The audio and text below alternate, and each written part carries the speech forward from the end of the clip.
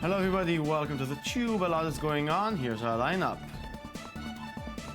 The Democratic nominees show their knowledge in technology. In a new interview, Apple employees talk about how amazing they are. The Israeli startup that will send a robot to hack into your system. The amazing app that will help the blind see a little more. And how is the kid from Home Alone? Not that good, but we are good to go. Friday saw the third Democratic presidential debate, and candidates were asked some questions about technology. Their answers suggested they just don't get anything about tech at all.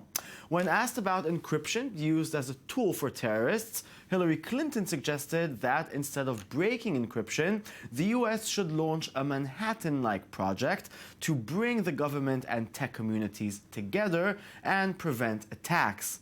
That means nothing. Clinton added, maybe the back door isn't the right door, and I understand what Apple and others are saying about that. I just think there's got to be a way, and I would hope that our tech companies would work with government to figure that out.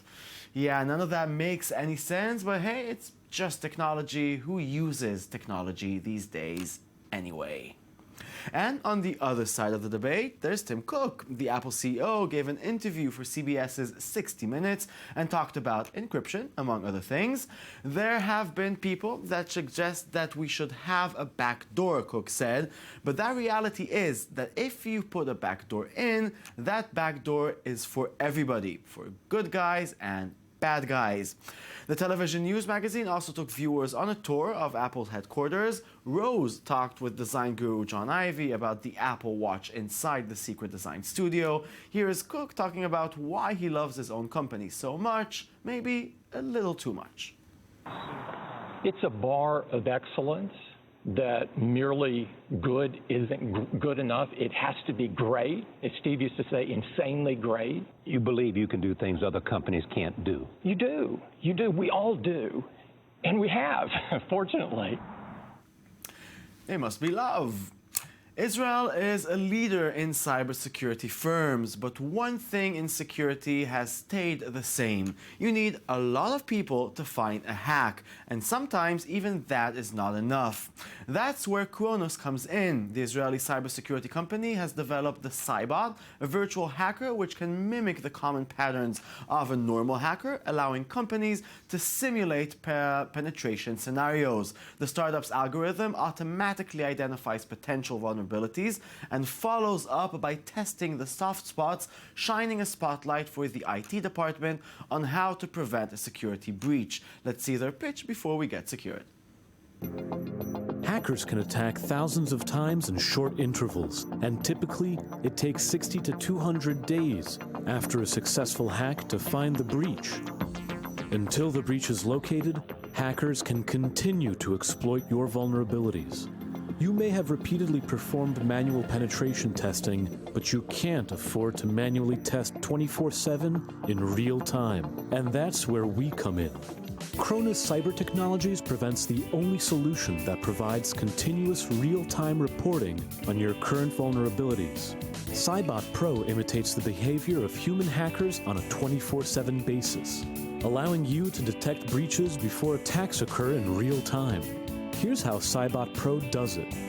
You may have seen other products in the penetration testing market, but ours is the only solution that continuously and automatically performs penetration testing 24/7.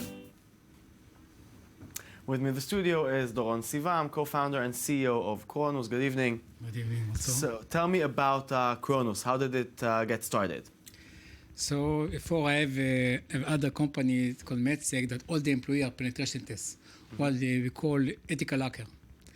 And we found that most of the organization understand more and more that they have to use most time in high frequency penetration tests. That's why we began to think about create a software that imitates human hacker. Okay. We began to develop 4 years ago. and we have actually 2 patents. But the point is to develop a software that actually imitate how hacker thinks. And that there are 2 things that is not like how IT people look at the security. What's the difference? Because as IT specialist, you try all the time to build a wall. We put firewall and antivirus. But hacker all the time try to find a little point that you can, from this side, to attack your main resource on the server. So today it's very difficult. We have too many server, workstation, iPhone, cellular, and there are thousands of equipment. It's impossible to find all the way that hacker can attack you. So if I have a software that you can duplicate it, try to close your eyes and think about 1,000 hackers that work all the time and share the information out there to find the way to attack you, all the route in the system, okay? From this computer to this computer inside, it can give you the information in real time. So Cybot is basically 1,000 hackers working all the time to try to find security breaches? Yes, every Cybot is a hacker, and we can put many of Cybot. Okay. And who uses your services? I focus from the IT of the chief of security, because I give you an example. If you have an organization that have a branch in the United States, French, and Israel, in every country the penetration tests use other language, and perhaps one attack in French, we can from this attack to get server in the United States. So when you put all your Cybot, you can see global risk scenario. See, so actually it's for the manager of the CFO, chief security, chief financial, to answer the question how much I need to pay for the cyber. But isn't something like Cybot be also used in a bad way? I mean, the technology, if someone can use this technology to find the holes and exploit through this technology? Yes.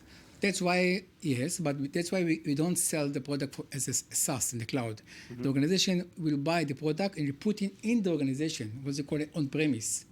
So in this way, you can serve all the information inside you. Okay, interesting.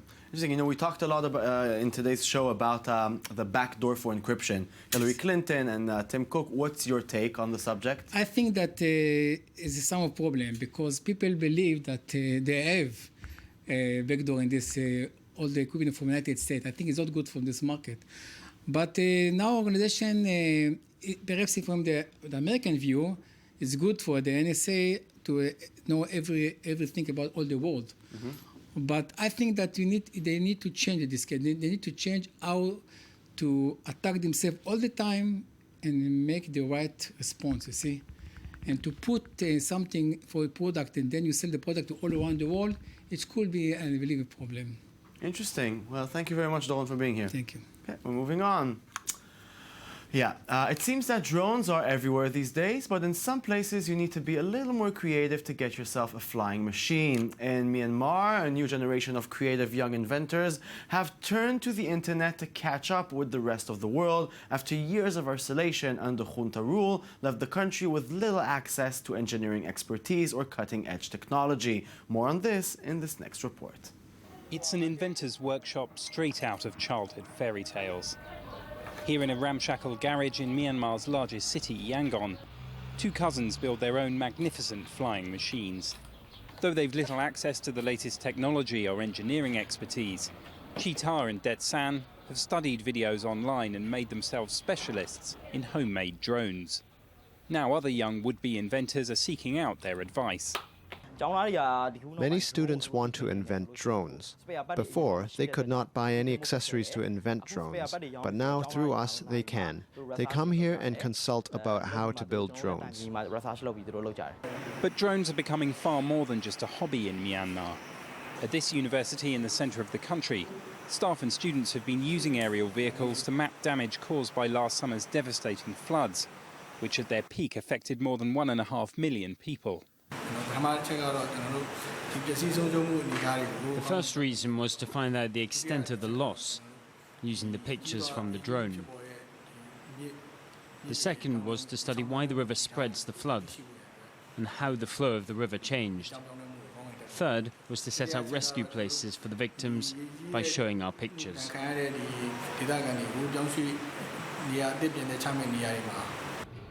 As in several other countries, regulation governing drones in Myanmar is in its infancy. Enthusiasts in big cities run the risk of being questioned over potential security risks. But for many, the aim is simply to have fun.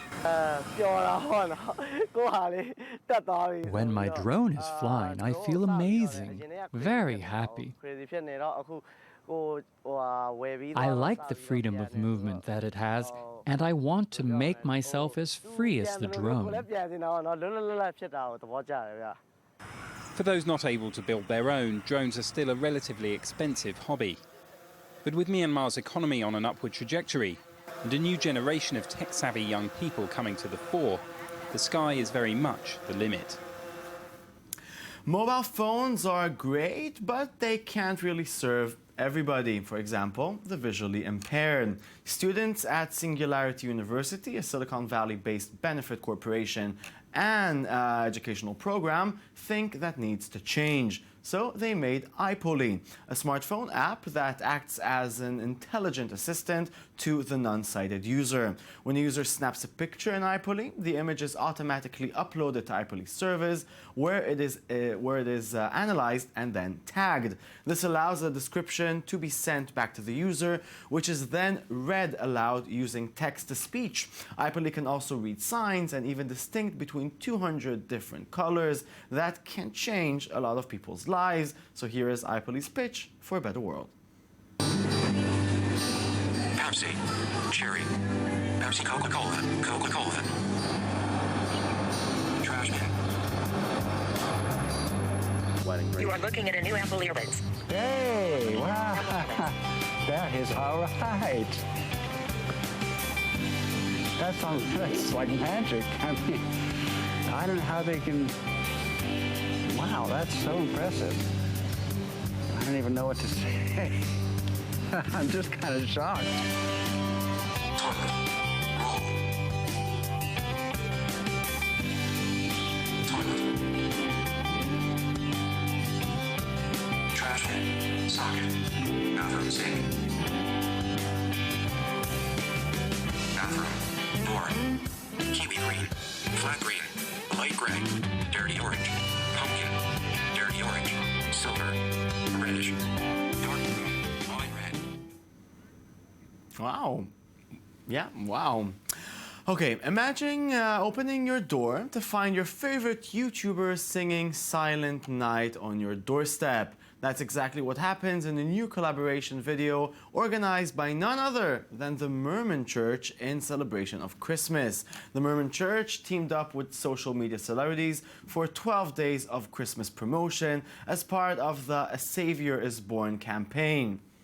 If you were wondering who will watch such a thing, the video has already gained over 1 million views, with some of them probably being coffee drinkers. Here it is.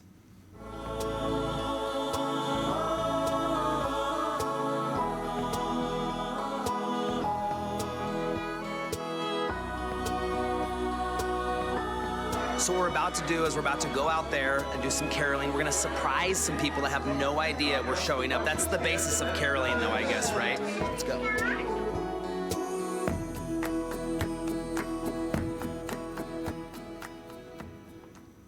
Okay, and if you didn't like it, don't worry, the people who made it think you're going to hell. We all have some news. Kevin McAllister is back. If that name rings a bell, it's because it's Macaulay Culkin's character in Home Alone. Now he's back in actors Jack Dishel's new web series, Drivers. Here's a clip from the first episode. Is that your wife? No, it's my mom. Forward calls from your mom? It's ice cold, dude. Yeah? I'm just kidding. You think that's ice cold? No, I'm just joking around. How about this, all right? It's Christmas time. It's Christmas. And your whole family, all right, goes on vacation. Whole family, and they forget their 8-year-old son. Their 8-year-old son. All by yourself in the house for a week. And I'm really sorry, man. I did not mean to upset you. I had to fend off my house from 2 psychopath home invaders. That's really terrible. I was just a kid. Wow, he looks weird. Okay, if you've seen the new Star Wars movies and you still need your fix, bad lip reading made the entire original trilogy with new dialogue. They even casted Jack Black as Darth Vader, and Maya Rudolph as Princess Leia, and Bill Hader as Uncle Owen. There she is. Ready to hit the cantina? No, and I really hate you texting me all those helmet pics. Oh, well, give me your email. I'll send you some of the high-res versions. Dude, I don't want your dirty email. No, you'll like these. They're real arty. The better Jedi would not send selfies. Boop, beep, beep, boop, boop. Go show her my trophies. All right, man, you and May gonna talk. Is this something that we have to do, or is it more of an optional thing? If you look at a dead spider, what'll happen? Oh, amazing things happen. You should go find one right now. Can you spit my tea? Yep, I didn't notice any difference. That's it, show's over. Thank you very much for watching. I'll be back tomorrow with a brand new show of the Tube, i24news.tv. That's our website. Goodbye, thanks for watching.